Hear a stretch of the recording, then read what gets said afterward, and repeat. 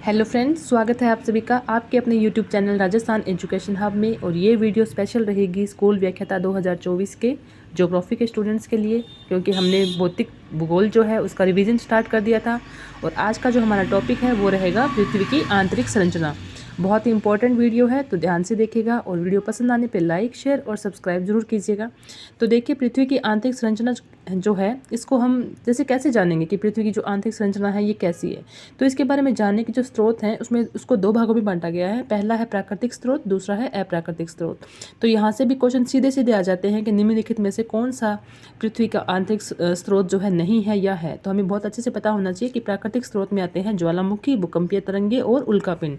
और अप्राकृतिक स्रोत में आता है तापमान, दबाव और घनत्व, जिसके बारे में हमें पृथ्वी की आंतरिक संरचना के बारे में जान सकते हैं। ठीक है, तो अब देखिए पृथ्वी का औसत घनत्व, ये कुछ फैक्ट है, बहुत ध्यान से हमें पढ़ना है।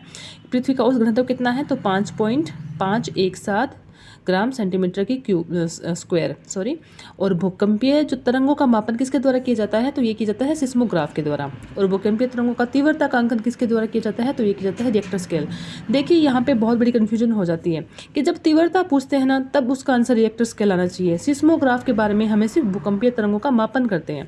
तीव्रता का पूछ लेते हैं तो तीव्रता आए तब रिएक्टर स्केल करना, और नॉर्मली भूकंपीय तरंगों का मापन पूछे तो किसके द्वारा किया जाता है, तो सिस्मोग्राफ के बारे में।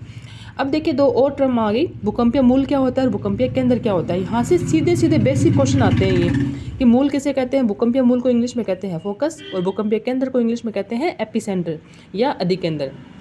देखिए जैसे पृथ्वी यहाँ पे देखिए, अब भूकंपीय मूल जहाँ से भूकंप स्टार्ट होता है ये है इसका भूकंप का मूल, यहाँ से ओके।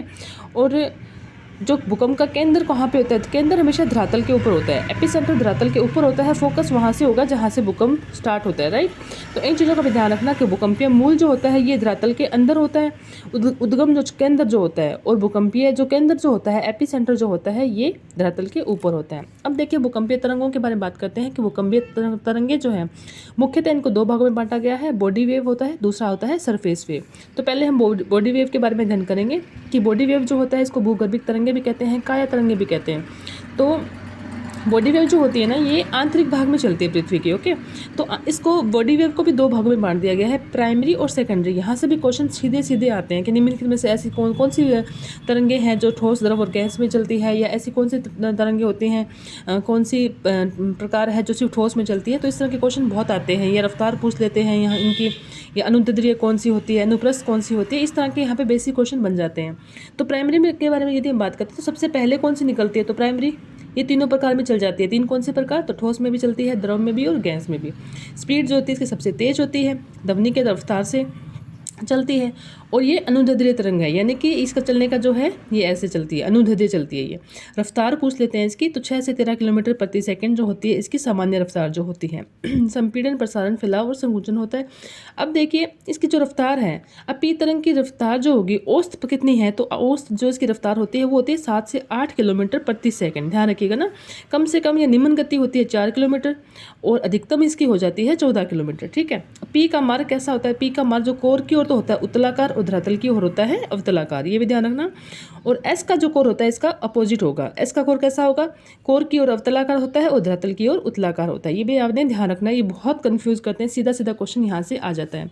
अब सेकेंडरी की बात करते हैं, एस तरंग भी बोलते हैं इसको, तो ये सिर्फ ठोस में चलती है। प्रकाश जल तरंग के समान होती है, कैसे चलती है, अनुप्रस्थ चलती है। जैसे मान लीजिए ये है तो यहाँ से इस तरह से चलेगी ये अनुप्रस्थ रूप में। इसकी गति बेसिकली कितनी होती है, तो 5 से 7 किलोमीटर जो प्रति सेकेंड होती है। तो इस तरह से ये है पी में और एस में जो भी डिफरेंस है तो वो आप यहाँ पे देख सकते हैं। अब बात करते हैं सरफेस वेव, धरातलीय तरंगे कहते हैं। ये सर्वाधिक नुकसानदायी होती है, ये धरातल के ऊपर चलती है, इसको लॉन्ग वेव भी कहते हैं। इसकी गति जो होती है सामान्यतः 4 किलोमीटर प्रति सेकंड होती है। इसके भी दो पार्ट होते हैं, लव और रिले। सबसे धीमी जो होती है इनमें लव होती है, और सबसे ज़्यादा विनाशकारी भी जो है वो लव ही होती है। तो इस तरह का जो उद्भव जो होता है ना ये पी और एस के बाद में, ये चट्टानों के मध्य जो अनियन क्रिया होती है उसके बाद में होती है। एल तरंग का जो मार्ग होता है वो कैसा होता है, तो इसका मार्ग जो होता है लहरनुमा या वक्रनुमा भी होता है। तो ये भी फैक्ट आपने ध्यान रखना है। इसके अलावा दो और फैक्ट देखिए कि भूकंपीय तरंगों में अंतराल कितना होता है, तो 4 मिनट। 4 मिनट के बाद में दूसरा आता है। तो फोकस से कौन सी नहीं निकलती है, तो एल जो तरंग होती है ये फोकस से नहीं निकलती है। तो आपने ये भी यहाँ पे थोड़ा सा ध्यान रखना है। ये तो बात हुई भूकंप की तरंगों के बारे में। अब देखते हैं भूकंप के छाया केंद्र के बारे में।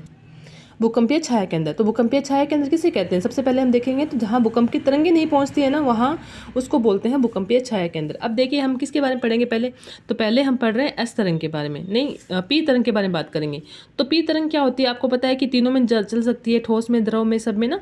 तो देखिए पी तरंग जो होती है ये क्या है कि अपवर्तन के कारण जो है यहाँ से मुड़ जाती है।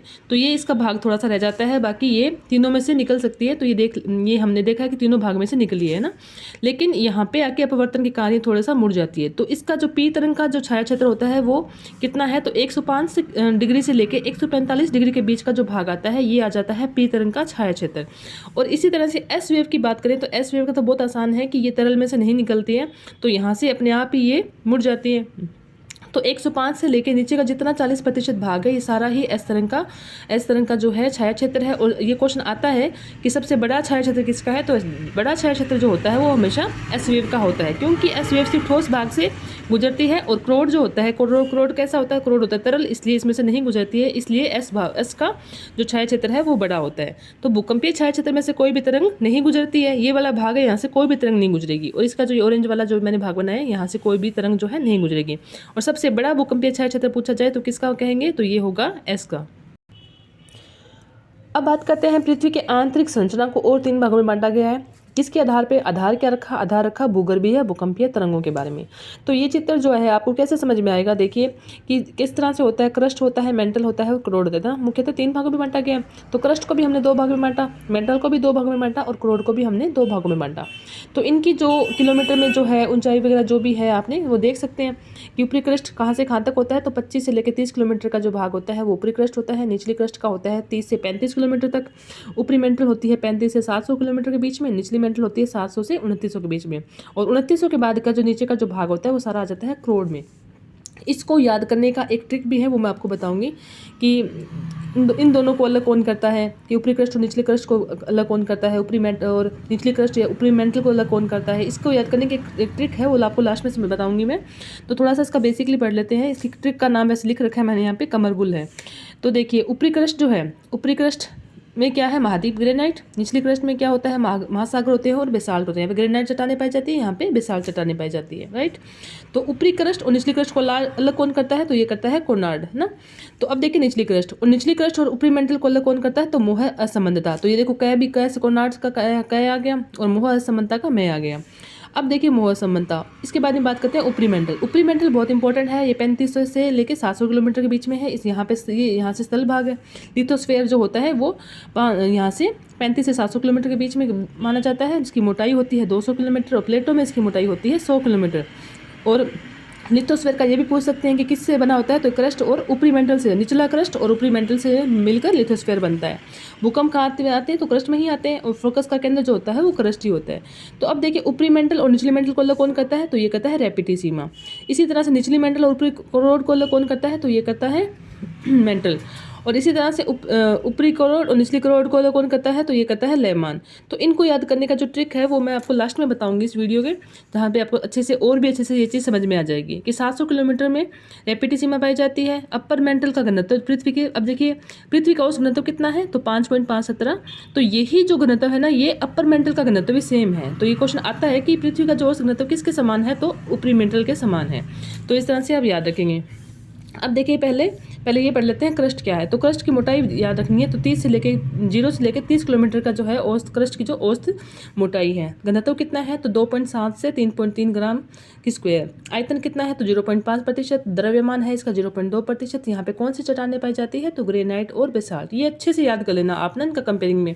बेसाल्ट, ठीक है। यहाँ पे मैग्मा पाया जाता है, ज्वालामुखी उद्गम के अंदर होती है, प्लेटें पिघलती है और घनत्व इसका है 3.4 ग्राम सेंटीमीटर। ये भी आप ध्यान रख लेना, ओके। दुर्बल, इसके बाद में देखिए मेंटल में क्या है कि 30 से लेकर 2900 किलोमीटर के बीच में मेंटल है। 5.5 इसका घनत्व है।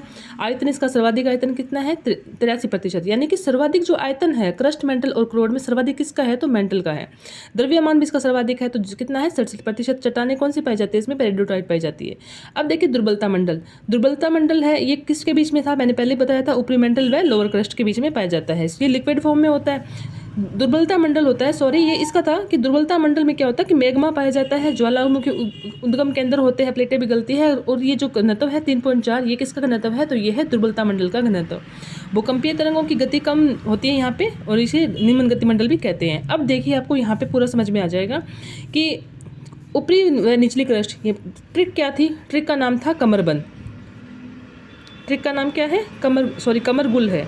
कमरगुल से आपको अपने आप याद हो जाएगा कि ऊपरी व निचली क्रस्ट को अलग कौन करता है? तो कोनार्ड। निचली क्रस्ट व मेंटल को अलग कौन करता है? तो मोहो। ऊपरी मेंटल व निचली मेंटल को अलग कौन करता है? तो रैपिटी। और निचली मेंटल ऊपरी क्रोड को कौन अलग करता है? तो गुटेनबर्ग। और ऊपरी क्रोड व निचली क्रोड को अलग कौन करता है? तो लेहमान। तो इस तरह से आपको क्या, ये जो चित्र यहाँ पे ऊपर बनाया था ना, ये पूरा समझ में आ जाएगा कि कमरगुल आप आराम से साइड में लिख लीजिए। ये आपको बिल्कुल पता चल जाएगा कि कौन किसको अलग करता है। और ये बहुत इंपॉर्टेंट है, क्वेश्चन यहाँ पे बिल्कुल आएगा। जब भी क्वेश्चन आए तो पहले कमरगुल लिख लेना और उसके बाद में आप आराम से क्वेश्चन हल कर सकते हैं।